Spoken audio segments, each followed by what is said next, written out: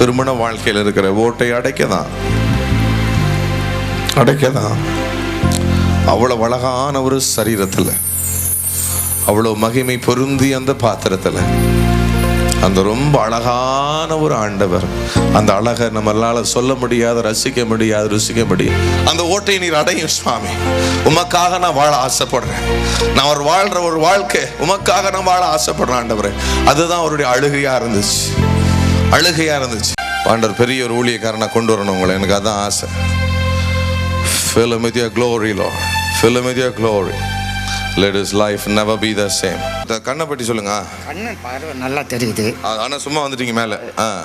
தூக்கத்துல கண்ணு பார்வை நல்லா இருக்கு. அதாவது முன்னாடி எப்படி இருந்துச்சு மேடையில் ஏறும்போது? இருட்டடைஞ்சு போயிருக்கு. உண்மையாவா சொல்றீங்க? உண்மையாவாமா?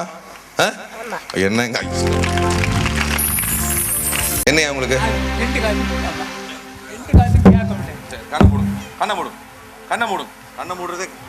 கண்ணை மூடுன்னு சொல்றது காதில் கேட்கல. இருங்க. இயேசுவின் நாமத்தில் இதோட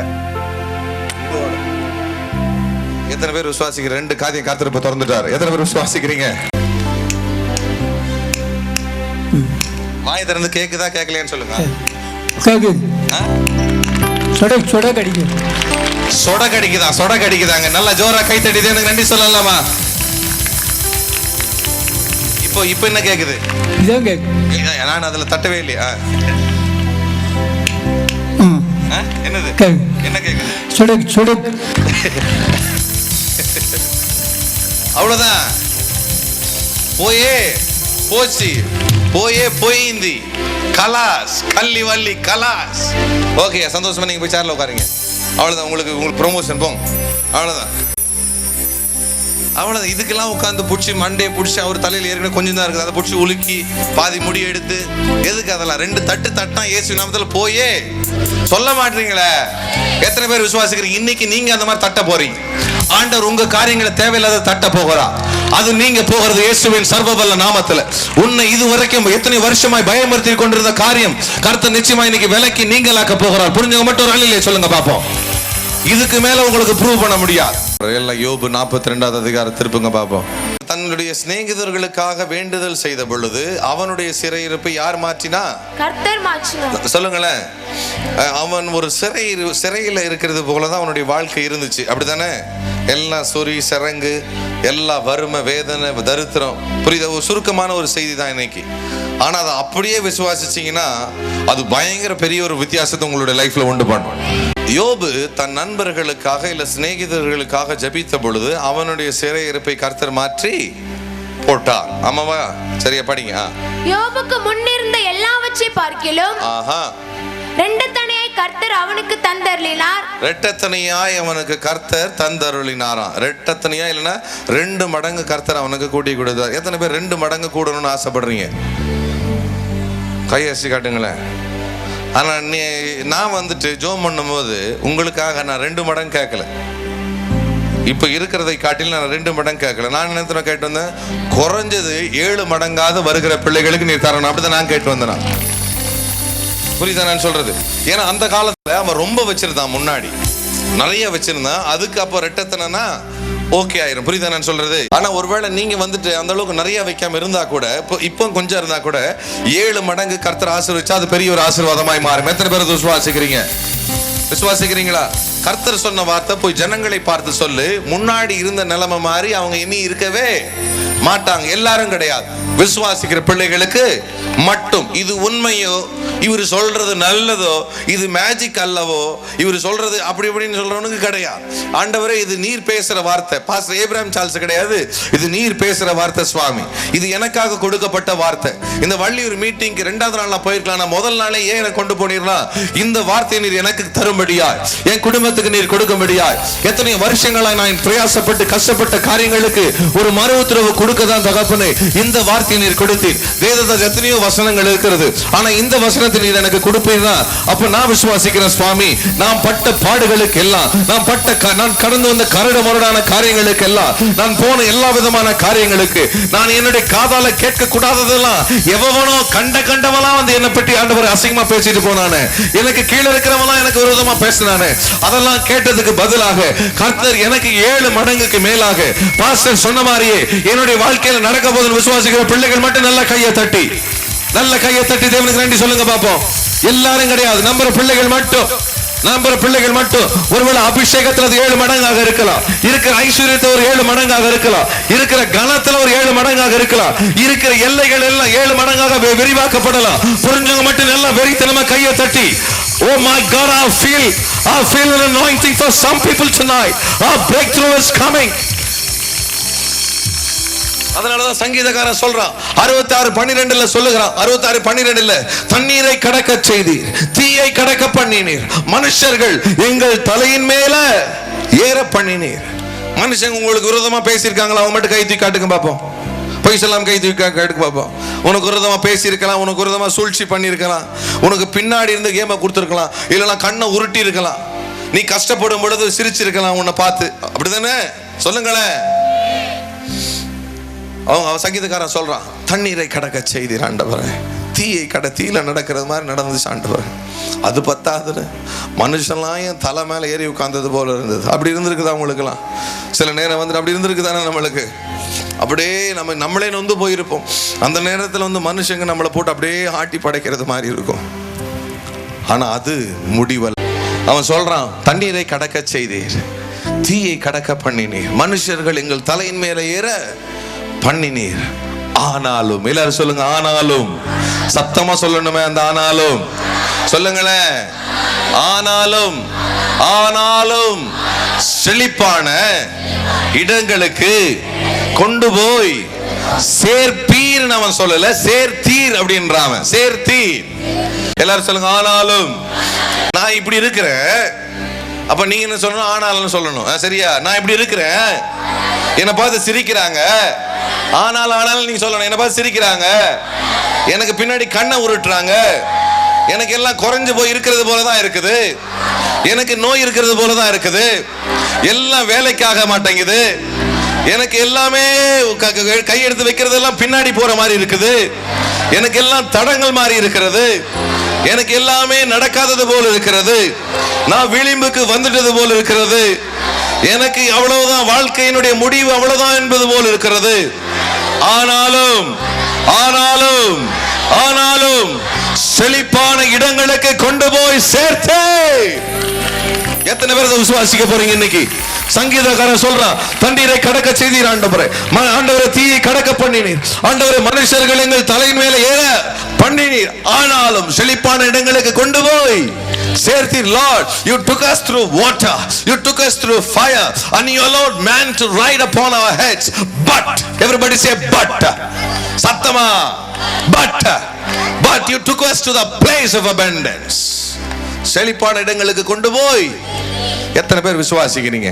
நீ கடந்து வந்த தண்ணீருக்கு, நீ கடந்து வந்த தீக்கு, மனுஷர்கள் உங்கள் தலையின் மேல ஏறினதுக்கு எல்லாத்துக்கும் கர்த்தர் மொத்த ஒரு செழிப்பு அங்க வச்சிருக்காங்க. எத்தனை பேர் உண்மையா விசுவாசிக்க போறீங்க?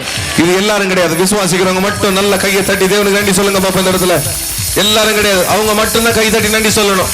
ஆமா, நான் வைக்கப்பட்டது உண்மைதான், நான் கேவலப்பட்டது உண்மைதான், என்னை பார்த்து அவங்க சிரிச்சது உண்மைதான், என்னை பார்த்து அவங்க பின்னாடி புறம் பேசுனது உண்மைதான், என் அபிஷேகத்தை அவங்க சந்தேகப்பட்டது உண்மைதான். ஆனாலும் அத்தனைக்கும் ஆண்டவர் ஒரு செழிப்பான இடத்தை எனக்கு வைத்திருக்கிறார். யோபை பார்த்து, அவன் மனைவியை பார்த்து கேவலமா பார்த்தா, கூட இருக்கிறவங்க எல்லாம் கேவலமா பேசினாங்க, தூரத்தில் இருக்கிறவங்க அவனை காரி துப்பி இருப்பாங்க. ஆனாலும் அவனுடைய முடிவு அதுவல்ல. அவன் இயேசுவை நம்பினதுனால, அவன் கடவுளை நம்பினதுனால, அவனுடைய முன்னிலைமை காட்டிலும் அவனுடைய பின்னிலைமை நல்லா பெரிதாய் ஆசீர்வாதமாய் இருந்தது போல, அதே ஆண்டவரை நானும் ஆராதிக்கிறபடினால் என்னுடைய முன்னிலைமை காட்டிலும் என்னுடைய பின்னிலைமை நல்ல ஆசீர்வாதமா இருக்கிற விசுவாசிக்கிற பிள்ளைகள் மட்டும் விசுவாசிக்கிறீங்களா? ஒருவேளை சில ஊழியக்கார பிள்ளைங்க உட்கார்ந்து இருக்கலாம் இந்த இடத்துல. எத்தனையோ வருஷமா விதைச்சிட்டு இருக்கிறேன் பாஸ்டர், ஆனா நான் எதிர்பார்த்த ஒரு செழிப்பு இன்னும் என்னுடைய ஊழியத்திலேயோ வாழ்க்கையிலேயோ இல்லை.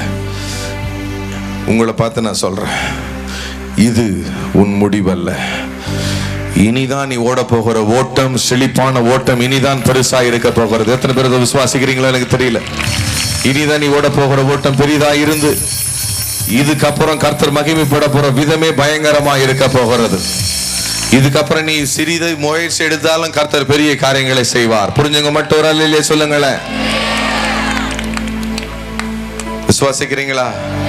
இரட்டத்தனையாய் ஆசீர்வதிச்சார் ஆண்டவர். அதனால நல்லா கவனிக்கணும். அதோட சீக்ரெட் என்ன தெரியுமா?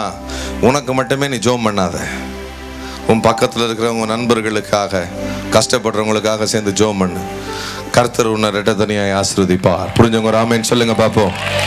கர்த்தர் உன் சிறையிருப்பை மாற்றி போடுவார். ஆமென். என்னுடைய பையனை பார்த்தீங்க தானே, ஓடிச்சது எங்கேயோ ஓடிச்சது. அது எந்த கிளாஸ் படிக்குதுன்னு கூட சில நேரம் எனக்கு தெரியாது. உண்மையை சொல்கிறேன் நான். ஒரு வாட்டி எனக்கு இவ தான் நார்மலாக போய் கூப்பிடுவா. இல்லைன்னா நம்ம கூட இருக்கிற பிள்ளைங்க வந்திருக்குதுங்க, லண்டன்லேருந்து ஒரு 2 பேர் வந்திருக்கிறாங்க. அப்போ அவங்க போய் கூப்பிடுவாங்க, இல்லைன்னா அவங்க தான் போய் கூப்பிடுவாங்க. அன்றைக்கி நான் போய் கூப்பிட வேண்டிய சூழ்நிலையாக போயிடுச்சு, வேறு யாருமே இல்லாதனால. நான் போய் அவங்க கேட்டாங்க எந்த கிளாஸ் படிக்கிறோன்னு, ஏதோ ஒரு கிளாஸை சொல்லிட்டோன்னா அவங்க கொண்டு போய் கிளாஸில் விட்டாங்க. ஏன்னா நம்ம போனால் தான் அவங்க வெளியில் விடுவாங்க. விட்டுட்டு இந்த கிளாஸில் கூட்டிகிட்டு போங்கன்ட்டு விட்டுட்டாங்க. தேடி பார்க்குறேன், என் பையனை காணவே அந்த இடத்துல. ஒரு லேடி வந்துச்சு, ஓ பாஸ்டர் ஏப்ரஹாம் அப்படின்னுச்சு. அது ஒரு பிளாக் லேடி. பாஸ்டர் ஏப்ரஹாம்னு கேவலமாக போச்சு. பையன் கிளாஸே தெரியல, இது வேற வந்துச்சடா அப்படின்னு.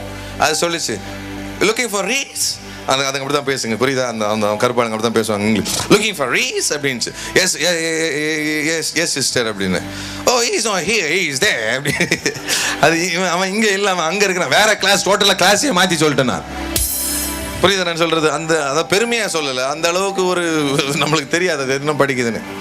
ஆனால் எனக்கு தெரியலனாலும் நான் மற்றவங்களுடைய வாழ்க்கையில் விதைக்கிறேன். பார்த்தீங்களா?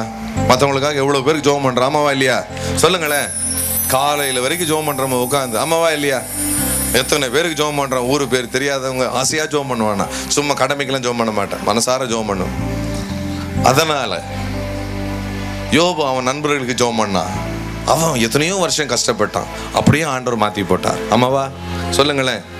அப்படியே அவனை ரெட்டத்தினையும் ஆசீர்வதிச்சார். அப்படியே அவனோட முன்னிலைமை அப்படியே வேற மாதிரி, அப்படியே அவனோட பின்னலமே மொத்தமாக மாற்றி போட்டார். நான் இப்போ இவ்வளோ பேருக்கு ஜெபம் பண்ணுறதால அதெல்லாம் கண்டுக்கிறது டைமே கிடையாது. ஆனால் லண்டனில் உங்களுக்கு தெரியும் எத்தனை பலதரப்பட்ட நாடு உள்ள பிள்ளைங்க இருக்கும். லண்டனில் கிளாஸில் அதுதான் ஃபஸ்ட்டு, அது படிப்பில் அதுதான் ஃபஸ்ட்டு. அது ரன்னிங்கில் இருக்க, ரன்னிங்லேயும் ஃபஸ்ட்டா செகண்டா? அது ஃபஸ்ட்டா. ரன்னிங் இருக்குது பார்த்தீங்களா? ரன்னிங்கில் அவங்க அந்த ஏஜ் குரூப்பில் அதுதான் ஃபஸ்ட்டு. எல்லாம் அவருக்கு தான் எல்லாம் காணும், நமக்கு ஒன்றுமே கிடையாது. நானாக ட்ரைனிங் கொடுத்தா அதுக்கு கிடையாது. அதே போல் ஸ்விம்மிங்கில் ஃபஸ்ட்டா செகண்டா? அந்த டாப், ஸ்விம்மிங்லேயும் டாப் அதுதான். எனக்கே ஸ்விம்மிங் தெரியாது. என்னது யார் அது? ஆனால் பண்ணுவேன் நான், காலை கீழே வச்சு.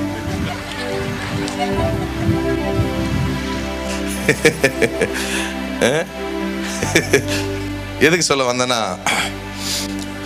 மற்றவங்க மேல கரிசனையாயிரு, அவர்களை விசாரி, கர்த்தருக்குள்ளாக அவர்களுக்காக ஜெபம் பண்ணு. உன் சிறையிருப்பை இன்னையோட கர்த்தர் மாற்றி போட ஆரம்பிப்பார்.